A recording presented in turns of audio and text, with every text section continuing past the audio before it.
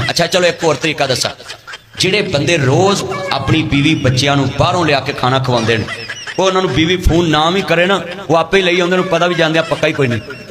बोलो यार, वो साड़ियाँ ही मावां अल्लाह उन्होंने उम्र च बरकत पाए, उन्हें कभी तंदूर ते नहीं जानता। आ मम्मी डैडी जिन्हों दियां बुढ़ियां ने ना, वो MA पढ़िया ने, बंदे MA पढ़े, आज तंदूर से ले आना, मेरी तबीयत खराब है, ते साड़ियाँ मावां सिर बन के भी रोटी पकाउंदियां सी।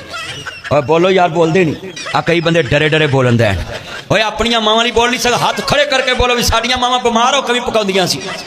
चुको यार चुको, जेडे नहीं चुकणगे मैनूं लगदा कोई थले का मामला होया है। गुड हो गया लेवल कसमे एनू कहते ना मामा ना प्यार कि सारे जुमे ने हथ खड़े कर लेने। हुण दियां बीबियां नूं चाहिदा है ना, बीमार भी होण ते रोटी पका के बंदे नूं खवाउण, ते बंदे बाहरों रोटी खा खा के मेदे खराब हो गए ने, ते फिर बुढ़ियां पुछदियां तेरे मुंह ते नूर नहीं रहा, ते नूर घट्टा रवे, नूरां रोटी नहीं पकाउंदी। हाँ जी,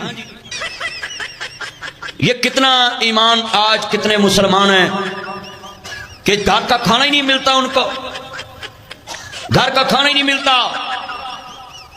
मैं अपने घर में, मेरी 12-13 साल हो गई शादी हो गई, मेरी बेगम बीमार हो से तो मुझे उसने घर का खाना दे।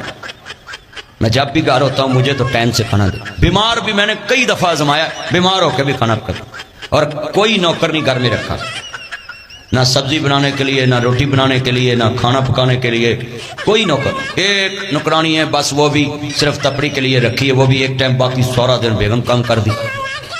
मैं तुम्हें भी ये अपील करता हूं, ये अपनी बेटियों को नाज नखरों से निकालें।